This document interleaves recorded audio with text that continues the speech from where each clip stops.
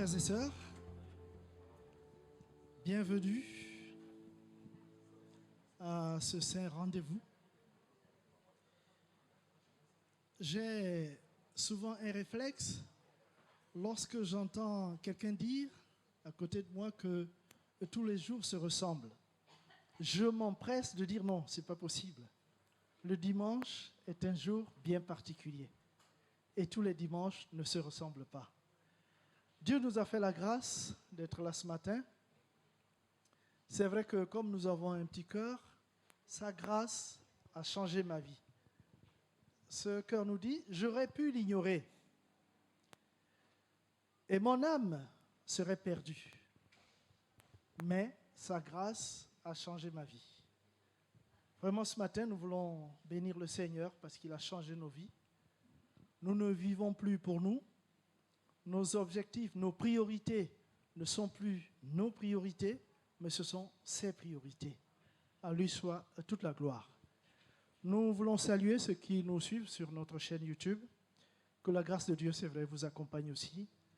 Et vraiment que votre vie aille de victoire en victoire et de grâce en grâce. Que tous ensemble, nous grandissions.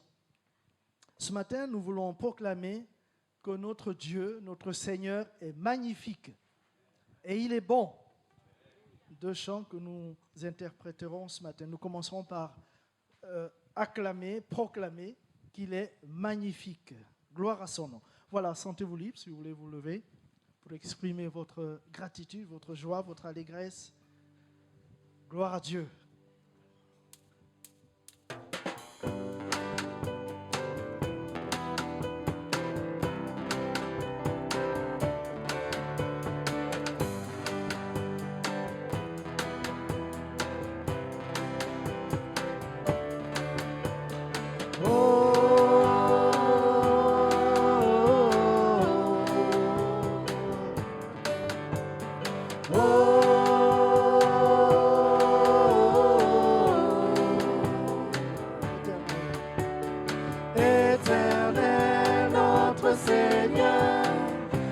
Ton nom est magnifique, éternel notre Seigneur, que ton nom soit glorifié par la bouche des petits.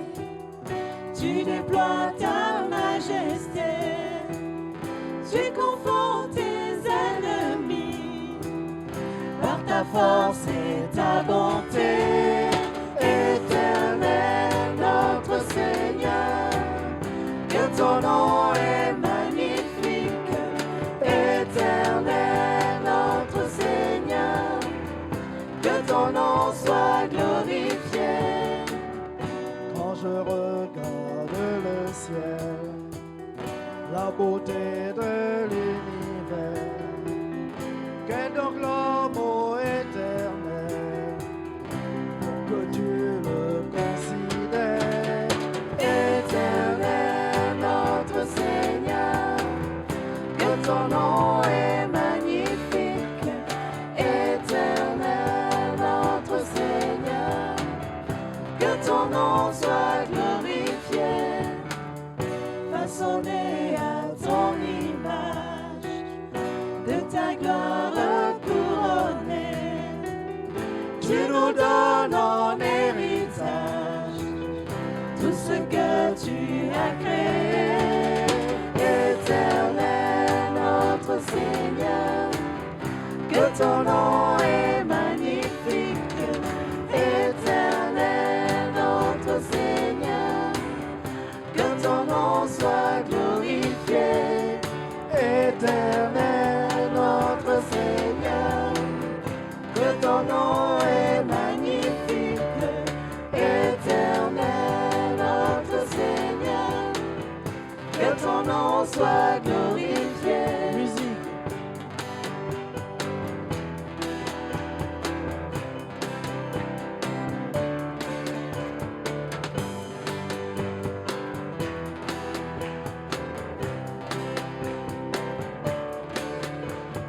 Éternel notre Seigneur, que ton nom est magnifique,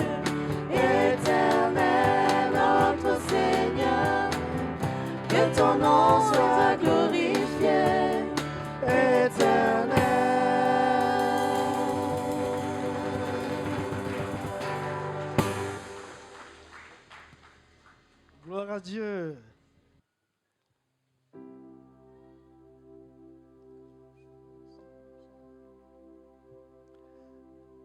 Quand je songe à l'infâme croix où Jésus fut meurtri pour moi, je vois ses mains, ses pieds percés, mon sauveur au bois attaché.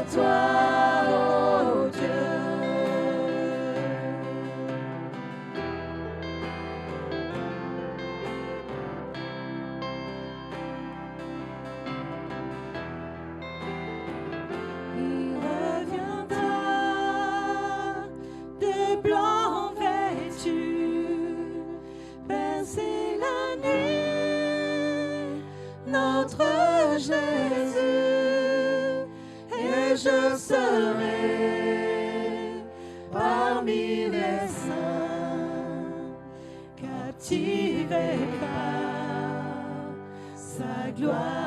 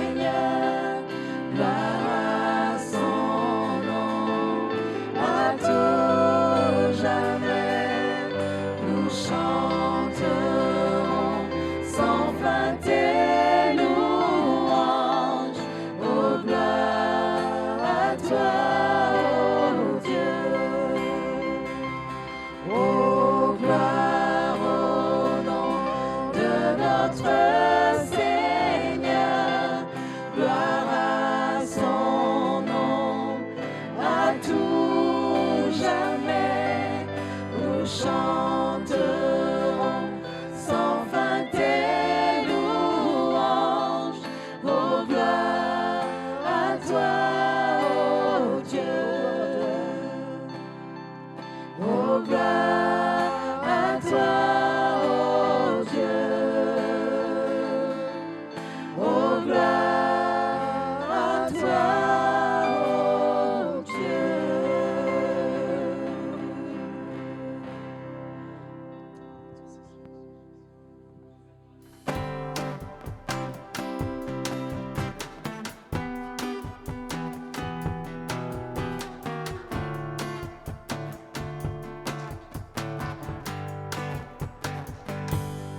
Tu m'as choisi, je t'ai reçu, tu m'as aimé, je t'ai aimé, tu m'as donné, j'ai accepté ta vie.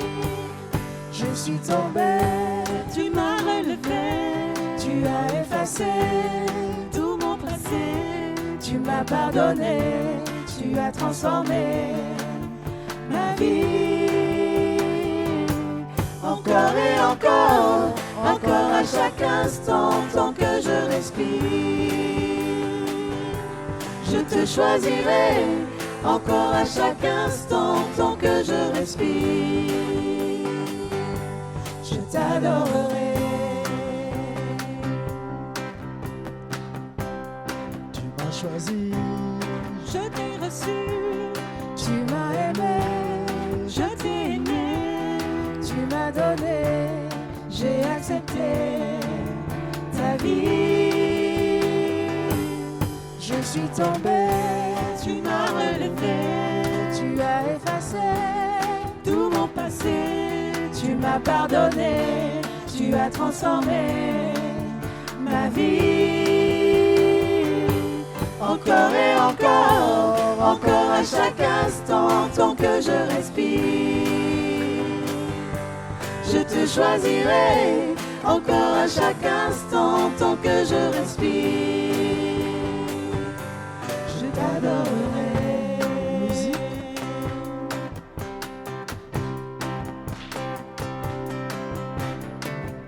Merci Seigneur. Gloire à toi, notre Dieu.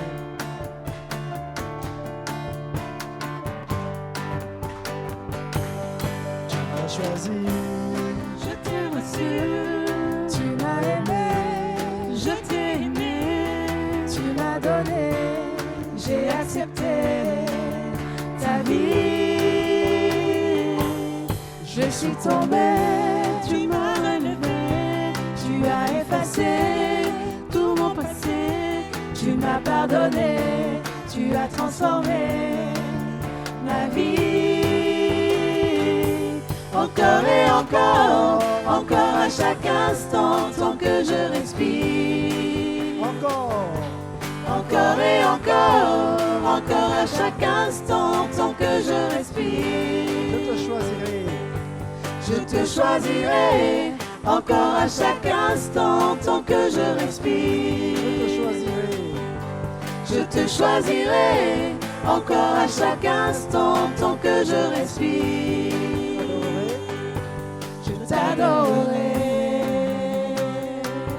je t'adorerai, je t'adorerai, je t'adorerai.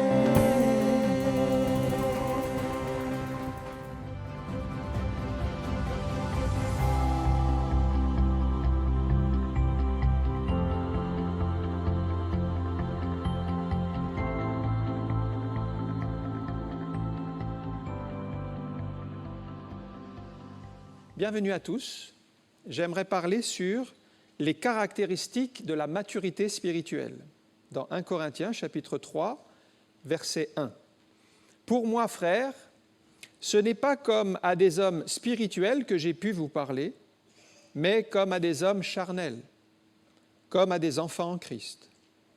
Je vous ai donné du lait,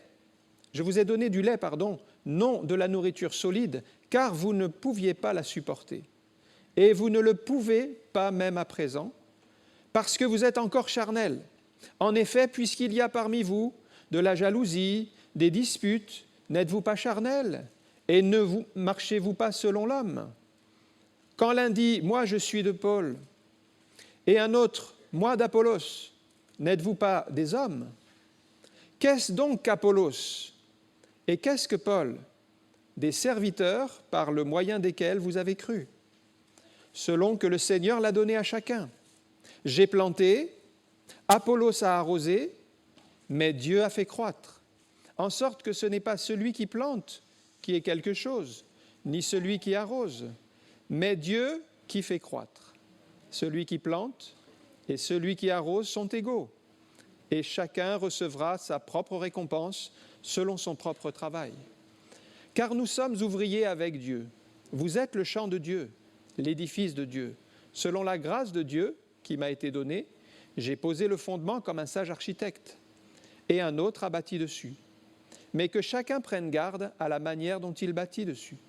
Car personne ne peut poser un autre fondement que celui qui a été posé, savoir Jésus-Christ. Or, si quelqu'un bâtit sur ce fondement avec de l'or, de l'argent, des pierres précieuses, du bois, du foin, du chaume, l'œuvre de chacun sera manifestée, car le jour la fera connaître, parce qu'elle se révélera dans le feu, et le feu éprouvera ce qu'est l'œuvre de chacun. Si l'œuvre bâtie par quelqu'un sur le fondement subsiste, il recevra une récompense. Si l'œuvre de quelqu'un est consumée, il perdra sa récompense. Pour lui, il sera sauvé, mais comme au travers du feu.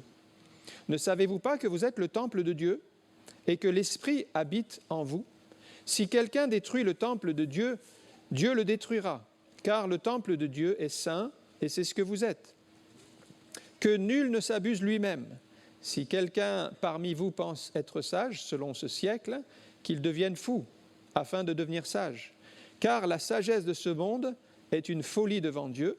Aussi est-il écrit, il prend les sages dans leur ruse, et encore, le Seigneur connaît les pensées des sages. Il sait qu'elles sont vaines. Que personne, donc, ne mette sa gloire dans les hommes, car tout est à vous, soit Paul, soit Apollos, soit Céphas, soit le monde, soit la vie, soit la mort, soit les choses présentes, soit les choses à venir. Tout est à vous, vous êtes à Christ, et Christ est à Dieu. Amen. Lorsque nous avons accepté le Seigneur Jésus dans notre cœur, nous sommes devenus des bébés spirituels et nous avons commencé à voir la vie de Dieu en nous. Et en fait, la vie de Dieu, c'est le démarrage de la vie chrétienne. Sans cette vie, nous sommes morts et séparés de Dieu dans nos péchés. C'est-à-dire que si on n'a pas la nouvelle naissance, on n'a pas commencé encore à marcher dans la vie chrétienne. On peut très bien venir à l'église, lire la Bible, avoir des amis chrétiens, chanter des cantiques, sans encore avoir la nouvelle naissance qui fait de nous des enfants de Dieu. Donc cette nouvelle naissance, c'est vraiment capital. C'est le démarrage de notre vie chrétienne. Mais toutefois, nous ne devons pas rester des bébés spirituels et nous devons grandir. Et nous nous rendons compte en lisant l'épître aux Corinthiens qu'elle était constituée en grande partie de chrétiens immatures, c'est-à-dire de bébés spirituels ou de chrétiens charnels. Ils avaient entre eux des disputes, ils se divisaient les uns les autres, ils se critiquaient les uns les autres, ils étaient animés de mauvaises intentions, de mauvais sentiments, les uns pour les autres. Ce n'est pas le plan de Dieu pour l'Église, mais ils étaient charnels. Et Paul leur écrit cette lettre et les reprend avec amour pour qu'ils réalisent leur situation et qu'ils passent de l'état de bébé spirituel vers la maturité. Pourquoi ? Parce que le plan de Dieu, à la fois pour les Corinthiens, mais pour nous aussi, c'est d'arriver à la maturité spirituelle. Nous ne devons pas rester là où nous sommes aujourd'hui. Béni soit le Seigneur pour ceux qui sont nés de nouveau, qui ont accepté Jésus, mais nous devons tous rechercher à devenir plus matures spirituellement. Si nous ne grandissons pas, c'est qu'il y a une maladie. Il y a une maladie spirituelle parce que c'est inévitable quand un bébé vient au monde, il va grandir, il va se développer, il va devenir un adulte. Eh bien, c'est vrai pour le chrétien. Si un bébé vient au monde et qu'il ne grandit pas, il va y avoir un problème. Les médecins vont se préoccuper de sa santé, ce n'est pas normal. C'est vrai sur le plan spirituel.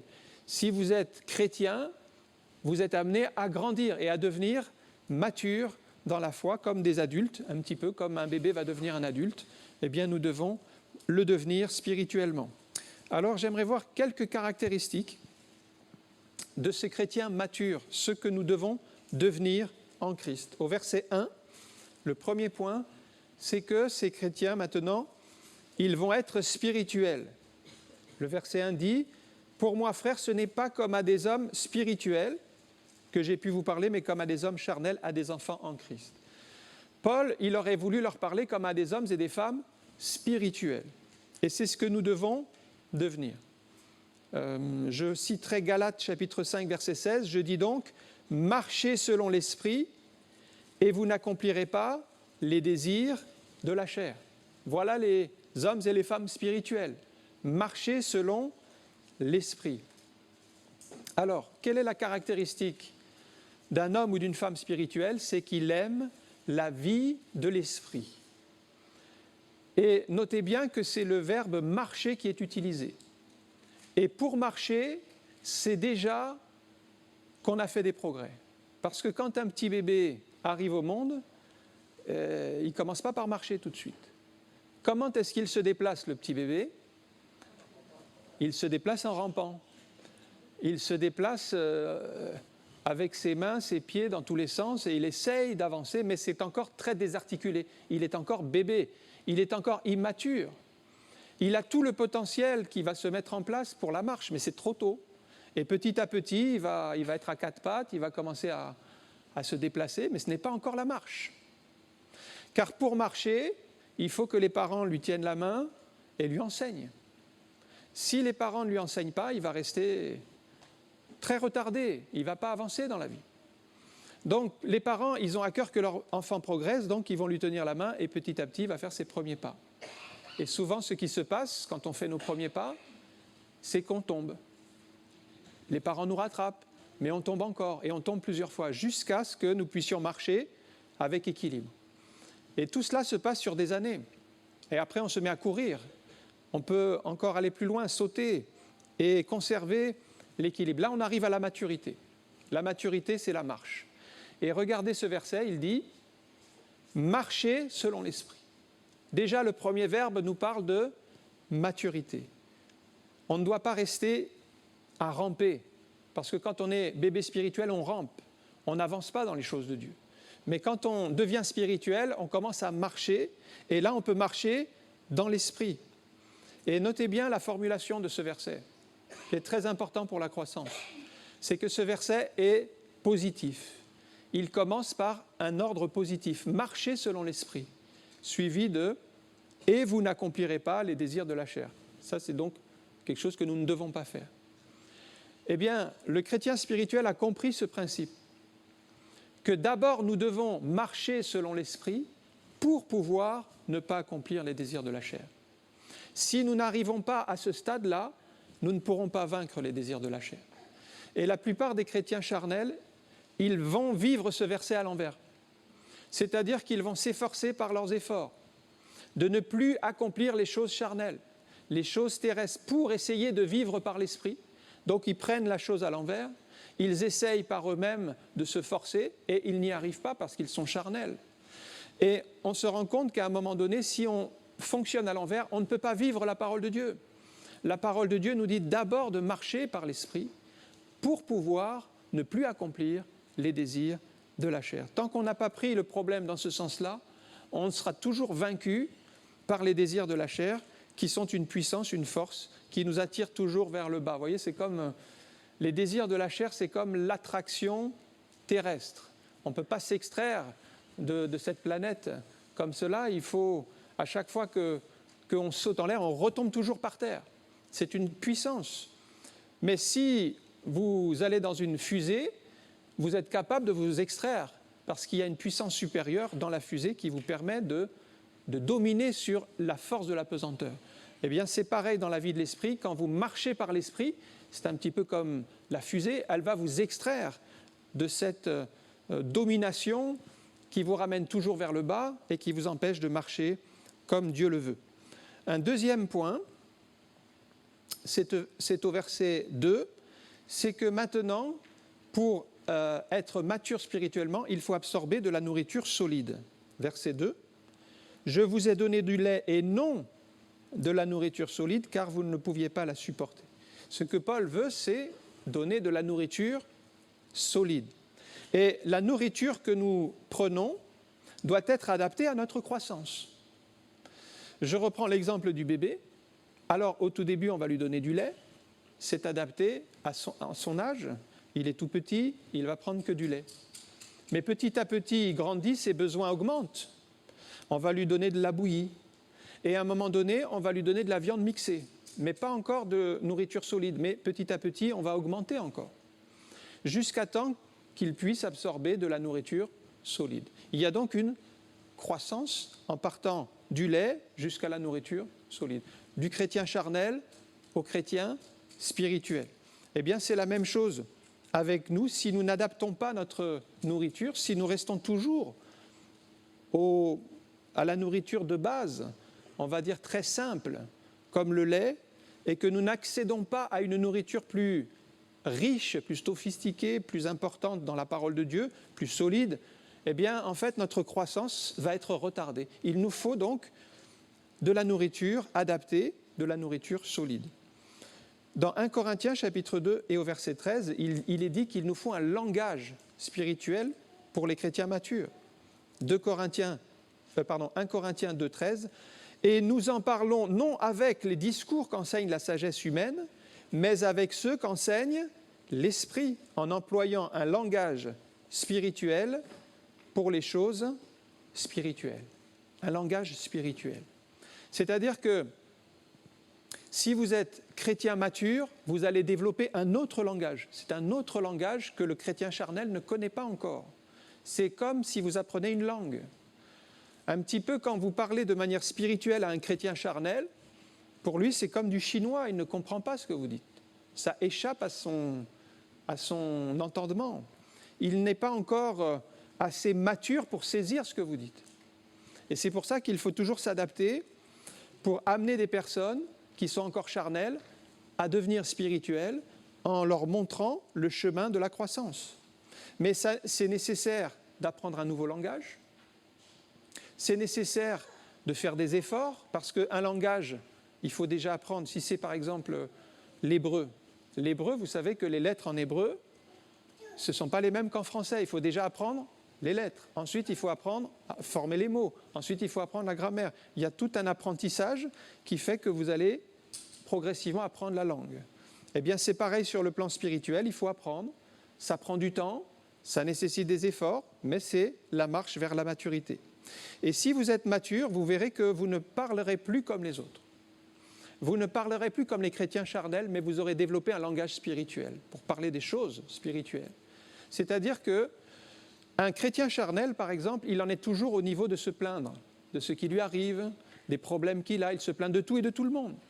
Il se plaint de son patron, il se plaint de son conjoint, il se plaint de ses enfants, il se plaint de tout ce qui lui arrive, tout ce qui lui tombe dessus, et il se plaint à tout le monde.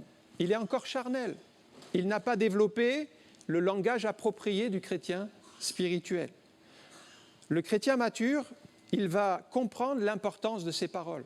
Et il ne va pas parler à tort et à travers pour dire du mal de l'un, pour juger l'autre, pour condamner. Il aura un langage spirituel, un langage adapté. On trouve un exemple dans la parole de Dieu, c'est dans le livre de 1 Roi, chapitre 7. Il s'agit d'Élisée. Dans un temps de famine dans la ville de Samarie, il reçoit une parole de Dieu et il dit au peuple, « Demain, à cette heure, vous verrez qu'on pourra acheter de la nourriture et nous sortirons de la famine. » Et l'officier, sur la main duquel s'appuyait le roi, interpelle le prophète et dit « Quand bien même l'Éternel ferait des fenêtres au ciel, une pareille chose n'arriverait pas. » Et il se moque de la parole de Dieu. Qu'est-ce que c'est ? Ce sont des paroles en l'air. On pourrait dire que ce sont des paroles charnelles, des paroles humaines. Il n'a pas compris la puissance des paroles. Le lendemain, en fait, dans la nuit, des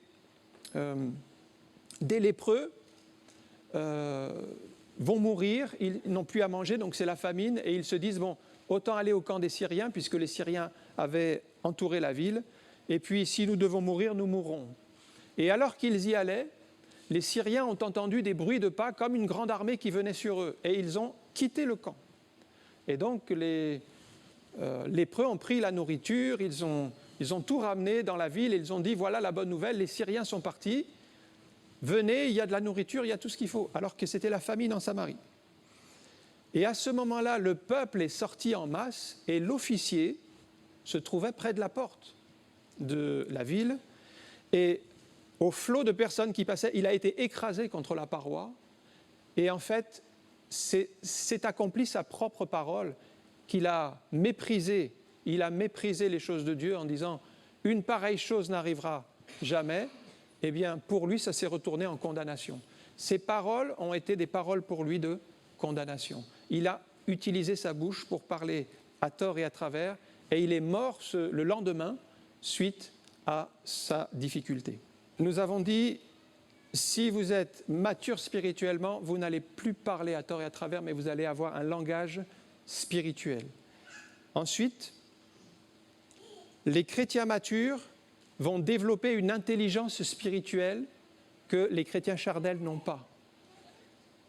Dans Colossiens chapitre 1, verset 9, « C'est pour cela que nous aussi, depuis le jour où nous avons été informés, nous ne cessons de prier Dieu pour vous et nous demandons que vous soyez remplis de la connaissance de sa volonté en toute sagesse et intelligence spirituelle pour marcher d'une manière digne du Seigneur et lui être entièrement agréable, portant des fruits en toutes sortes de bonnes œuvres et croissant selon la connaissance de Dieu. » L'intelligence spirituelle va déboucher sur la croissance selon la volonté de Dieu. Cette intelligence spirituelle, nous n'allons pas l'acquérir à l'école.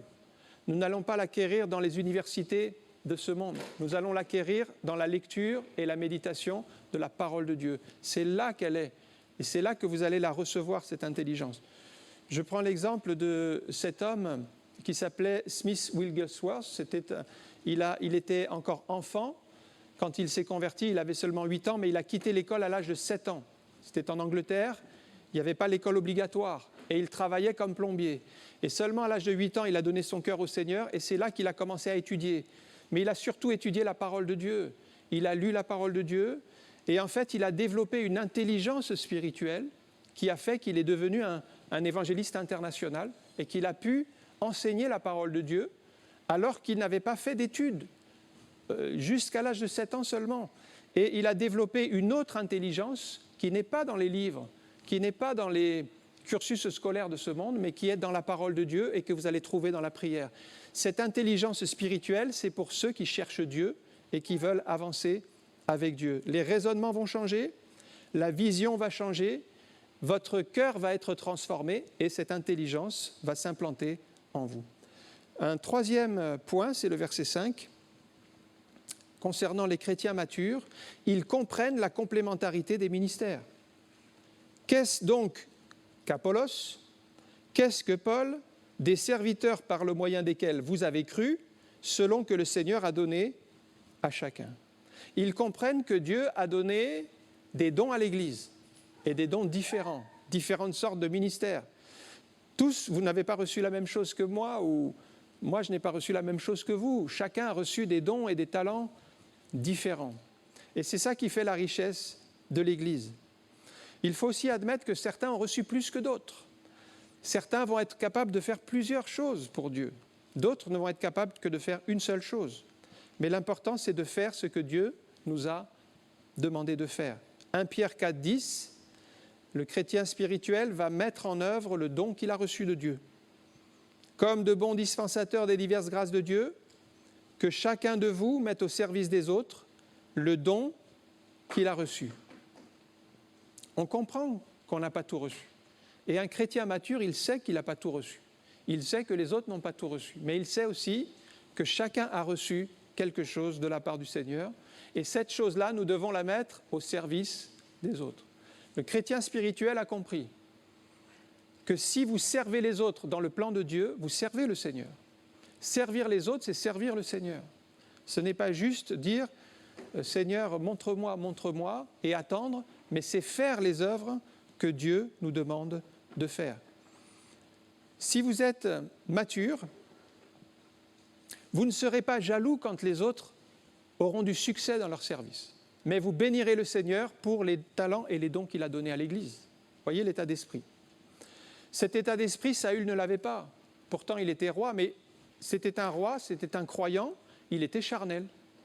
Et quand il a vu David, au début, il s'est réjoui de voir David qui avait du succès, mais quand il a eu plus de succès que lui, il a commencé à être jaloux. Il était charnel. Et il n'a pas vu il n'a pas saisi, il n'a pas accepté que Dieu avait béni David pour qu'il soit le prochain roi et qu'il l'avait qualifié. Et il a commencé à le voir d'un mauvais œil. Voyez le chrétien charnel, il va être jaloux. Et en fait, si vous regardez David, il a été persécuté toute sa vie par Saül. Le chrétien charnel a persécuté le chrétien spirituel. Toute sa vie. Et jusqu'à sa mort, Saül est resté charnel jusqu'au bout. Il n'est jamais passé au stade spirituel. Il est resté bébé en Christ et il a toujours persécuté David. Alors c'est des exemples, tout ça c'est l'Ancien Testament, c'est vrai, mais nous l'appliquons aujourd'hui pour vous montrer les principes. Les principes sont là, les principes sont les mêmes. Les chrétiens matures comprennent la nécessité de la diversité des ministères. Regardez par exemple comment Dieu fait les choses. Il a donné à l'Église des apôtres, des prophètes, des évangélistes, des pasteurs et des docteurs.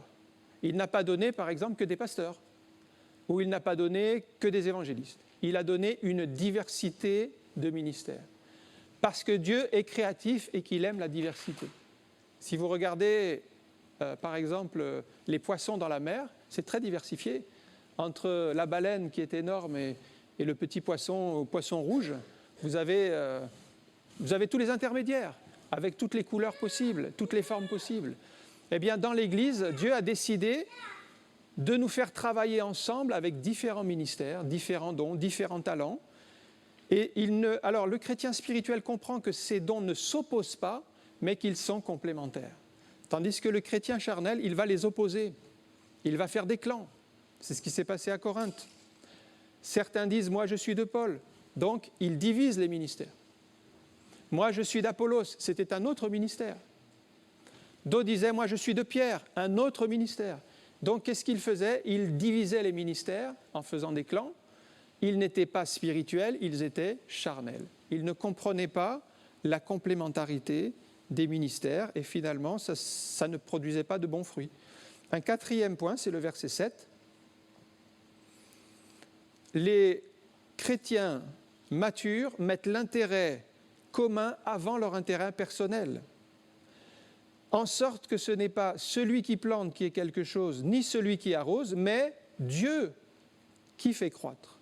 Donc, Dieu, c'est vraiment au-dessus de tout ce que nous pouvons dire ou faire. Ils ont compris dans quelle œuvre ils sont, la vision de l'Église, la vision dans laquelle nous devons travailler, l'adoration, l'intercession, l'évangélisation, la formation, la communion. Tout ça, c'est la vision de l'Église. C'est pour cela que nous travaillons, que nous servons dans l'unité pour viser un but supérieur. Ce n'est pas notre intérêt personnel, c'est l'intérêt de Dieu. Les églises immatures vont être divisées, il y aura des clans. Les églises matures vont être unies autour de tous ceux qui servent et ils vont soutenir les ministères. Un cinquième point, c'est le verset 9. Les chrétiens matures sont des ouvriers qui bâtissent. Car nous sommes ouvriers avec Dieu, vous êtes le champ de Dieu. Selon la grâce de Dieu qui m'a été donnée, j'ai posé le fondement comme un sage architecte et un autre a bâti dessus. Mais que chacun prenne garde à la manière dont il bâtit dessus. Les chrétiens matures sont des ouvriers, ils travaillent pour le Seigneur. Ils réalisent qu'il y a des choses à faire, il y a des besoins et on va se lever pour servir dans l'œuvre de Dieu. Ils sont matures. Ils n'attendent pas qu'on fasse pour eux, mais ils font pour l'œuvre de Dieu. Le chrétien charnel, lui, ne réalise rien. Il ne fait rien pour l'œuvre de Dieu. Il attend que les autres fassent pour lui. Le chrétien mature va être volontaire dans les services. Regardez les premiers disciples. Eh bien, quand Jésus les a appelés, ils ont répondu à l'appel de Dieu. Ils étaient volontaires. Et ils étaient disponibles. Ils ont pris du temps. Ils auraient pu continuer à faire d'autres activités. Ils ont dit non. On est appelés, on va faire vraiment ce que Jésus nous demande. Et ils étaient disponibles pour l'œuvre de Dieu. Si vous n'êtes pas disponible, si vous n'êtes pas prêt à faire ce que Jésus vous demande, vous êtes encore des chrétiens charnels. Vous êtes encore charnels. Le chrétien spirituel comprend qu'il y a des besoins, il est disponible, il est prêt à répondre à ce que Dieu lui demande et il est prêt à servir selon ce que Dieu veut. Le chrétien mature ne va pas passer à côté du plan de Dieu pour sa vie. Il sait que Dieu l'aime, que Dieu a un plan pour sa vie et il va rentrer dans sa destinée. Le chrétien charnel, lui, il va passer à côté, toujours à côté du plan de Dieu. Et il va finir par être paresseux. Le chrétien paresseux trouve toujours des excuses pour rien faire. Vous voyez, Proverbe 22, verset 13. Le paresseux dit, ça c'est le chrétien charnel, le paresseux, il dit, il y a un lion dehors, je serai tué dans les rues. Donc je préfère rester à la maison, je ne fais rien. Il préfère ne rien faire, mais parce qu'il est charnel, parce qu'il ne raisonne pas selon la parole de Dieu, mais selon son propre intérêt. Les chrétiens matures construisent des choses. Vous avez vu ici qu'il est question d'architecte, de fondement, de bâtir avec des bons, on va dire des bons matériaux. Il est question d'or, d'argent, de pierres précieuses. C'est avec ça qu'on doit bâtir.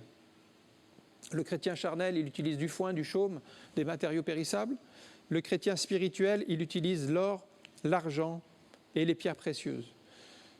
Pourquoi ? Parce qu'il va faire une œuvre durable. C'est-à-dire que le chrétien spirituel, il laissera quelque chose derrière lui. Le chrétien charnel, lui, il ne laissera rien de durable derrière lui. Tout disparaîtra. Et même la Bible dit que tout sera brûlé par le feu. Il ne restera rien de ses œuvres. Elles n'ont pas été faites selon Dieu.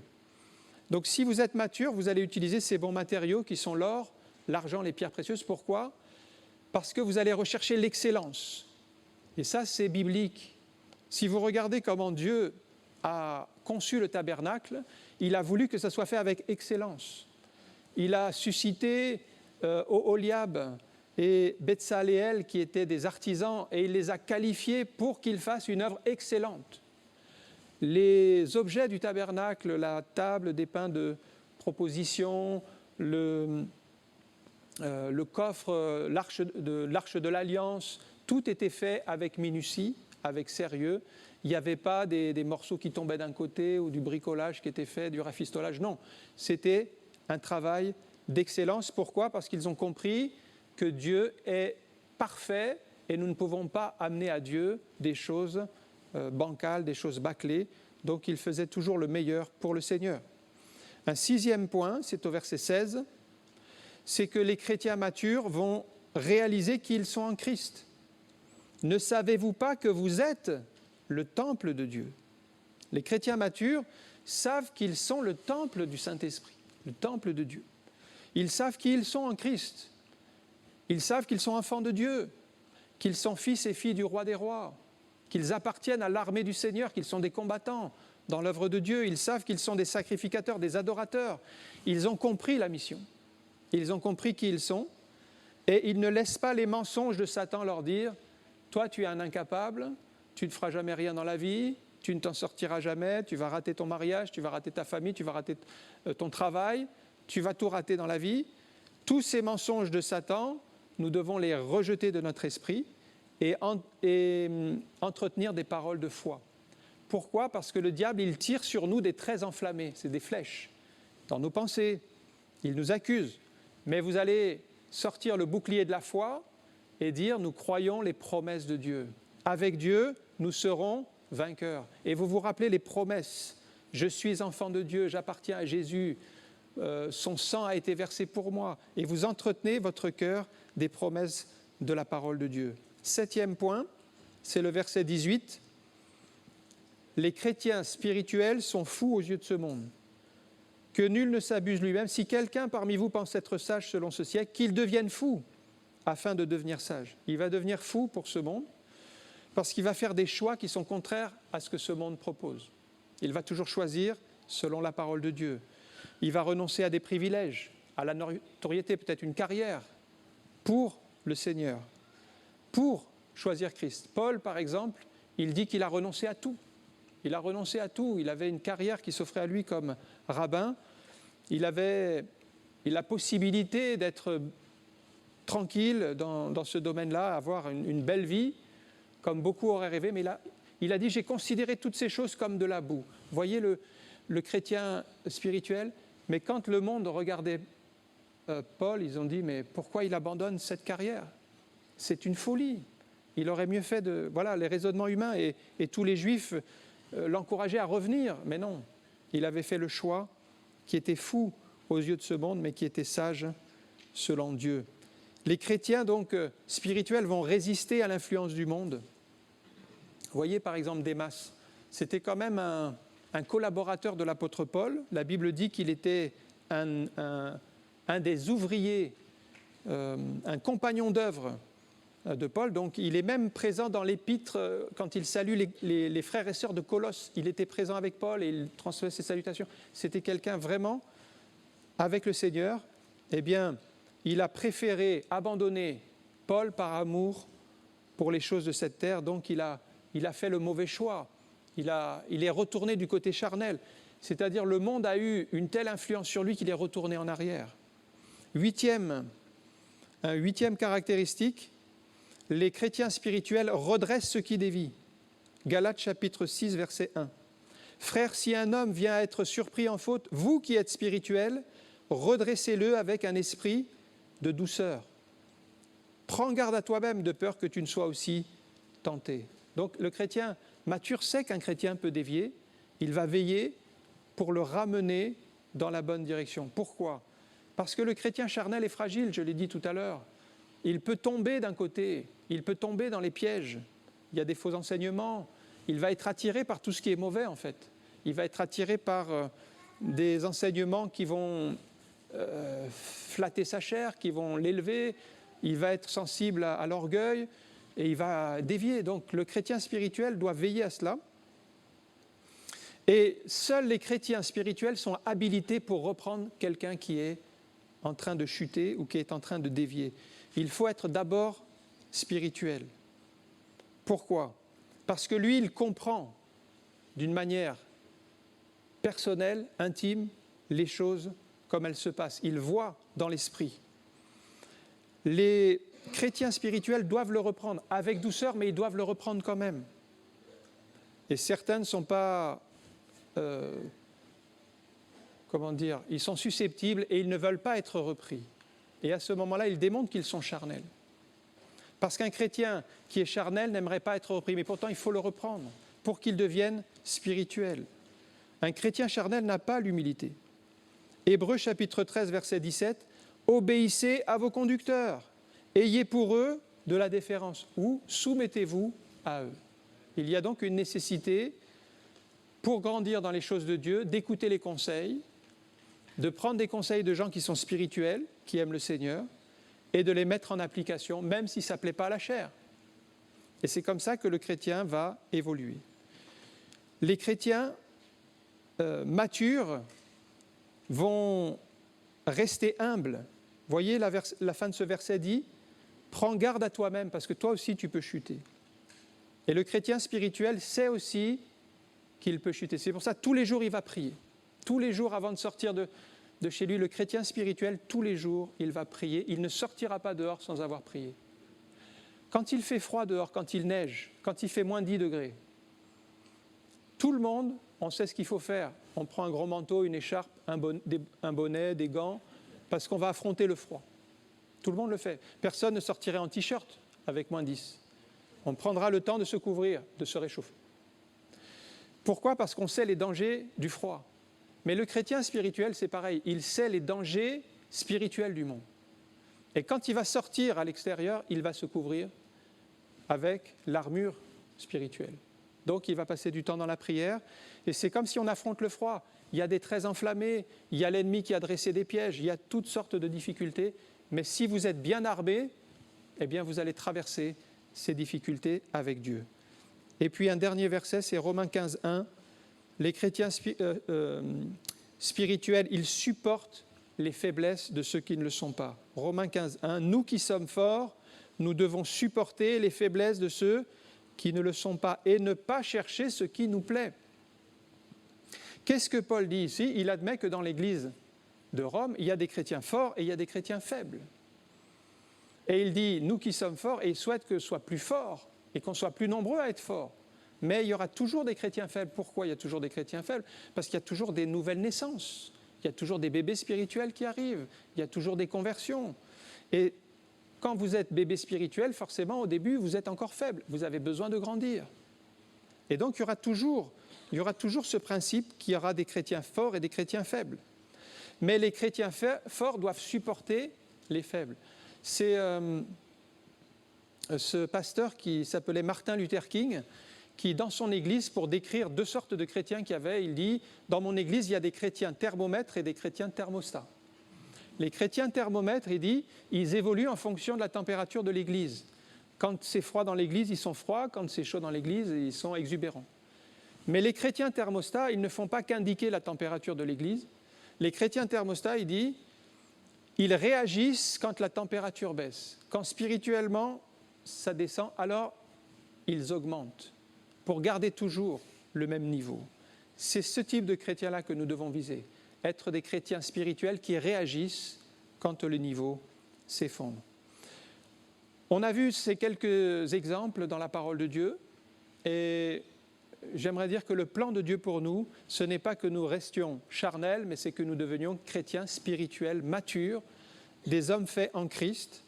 Et nous devons avoir ce désir de nous nourrir de la parole de Dieu, de l'étudier, de devenir des disciples, d'être des instruments que Dieu va pouvoir utiliser, de se lever pour servir le Seigneur quand il y a des besoins, de ne pas attendre que les choses se fassent, mais d'être volontaire, d'être disponible. Tout cela, ça démontre un chrétien spirituel qui veut faire des choses pour le Seigneur, mais selon la parole de Dieu, non pas faire pour faire, vous avez compris, mais faire pour servir le Seigneur avec cet objectif, avec cette vision, avec l'humilité dans le cœur, avec l'amour pour le prochain. Voilà les quelques éléments que je voulais laisser sur votre cœur. Merci encore pour ta parole, merci pour ces conseils et nous te prions pour chacun de nous ce matin pour que nous puissions progresser encore tout au long de ces mois à venir afin que nous devenions davantage sensibles à ta parole, encore plus spirituels, Seigneur, plus matures dans les choses de Dieu, des hommes et des femmes matures dans la foi, dans ce qui concerne ton œuvre, ton service, ta parole. Seigneur, oui, nous voulons quitter le domaine de l'enfance spirituelle, du bébé spirituel, pour comprendre davantage. Donne-nous cette intelligence spirituelle pour comprendre ta parole. Donne-nous, Seigneur, cette vision spirituelle pour voir les besoins. Donne-nous, Seigneur, ce cœur spirituel pour être rempli d'amour pour notre prochain, pour supporter aussi celui qui est faible. Et, Seigneur, avoir des paroles d'encouragement. Montre-nous, Seigneur, comment encourager notre frère, notre sœur. Dans le nom de Jésus, nous te rendons toute la gloire. Amen. Que le Seigneur vous bénisse.